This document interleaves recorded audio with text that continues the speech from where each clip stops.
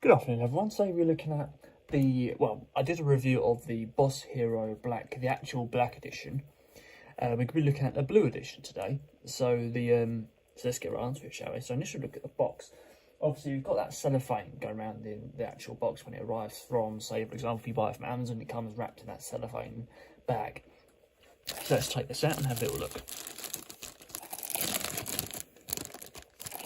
This one's actually stapled down. Remove that for you guys. There we go. Nice sort of cardboard outside gloss effect cover, just to reveal a nice inside Hugo Boss box. In comparison to the other one, the black edition one, there's obviously just a little bit of a difference in terms of the actual size of the two logos.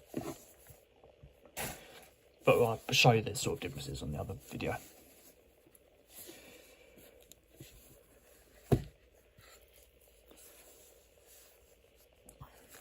Got a very nice presentation towards this box.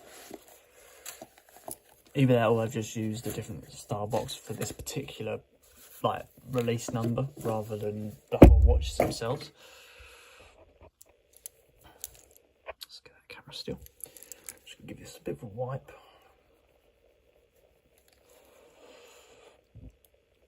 So here we go guys, this is the Boss Hero Black with the blue sunray dial.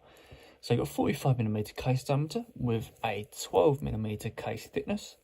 Retails around about £250, weighs 200 to 250 grams. You can probably find that online. I didn't find it myself, but you can always give it away.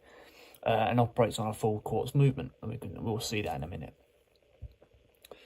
So with this watch, you've got two variants with the actual style of this watch. So you've got the blue one, which is what I've got in my hands at the moment, and you've got the black edition one. I can show you that in the other video. By default, these watches come with a 50m water resistance and a 22mm strap on the sides here. So looking at that face there, we've got a full sunray style dial. Let's get rid of this bit of plastic on the top here so we can have a better look. There we go.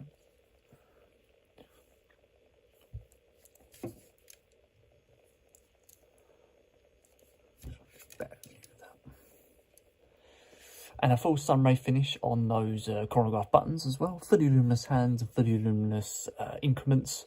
Nicely placed inside a navy blue sunray style dial. And a date dial just between the 4 and 5 PM. And full dashes indented inside the face, going all the way around inside there. Coming out to bezel, sorry you can't see it that well. I'll turn that light off. There we go, might be able to see it a bit better now. So you've got a full tachymeter, full mirror finish on that going all the way around. So let's push that crown in so we can have a look at the...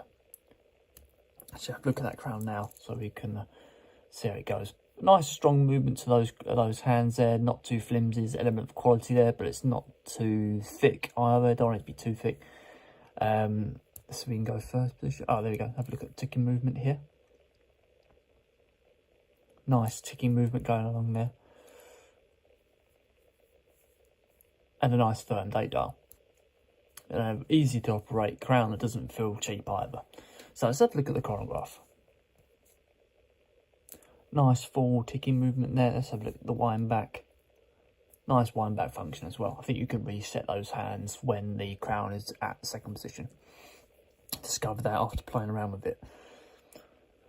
So obviously that's the main dial, and you obviously got a 24-hour readout. I'm not sure if I mentioned that, but that just obviously tells you day or night basically what you're in, or what part, basically how much the day's gone. So coming around to the casing, got a full matte stainless steel finishing on that plating outside there.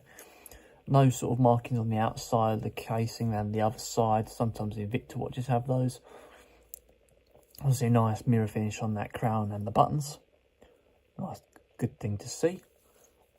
22mm strap is an orthopedal style strap, so Rolex, very common strap nowadays is this style link system with the two-tone effect. So you've got the line finish, or the matte finish on this one, and the chrome finish on the centerpiece. Coming down to the clasp, the clasp, you've got a push button double deployment Boss, a Boss printed style clasp, double fold over of course, revealing a nice sort of cheaper standard of interior components towards the actual clasp. The strap itself is adjustable by little tiny pins, I believe they are. Little tiny pins. They might be screws. No. Yeah, these are pins, yeah, not screws.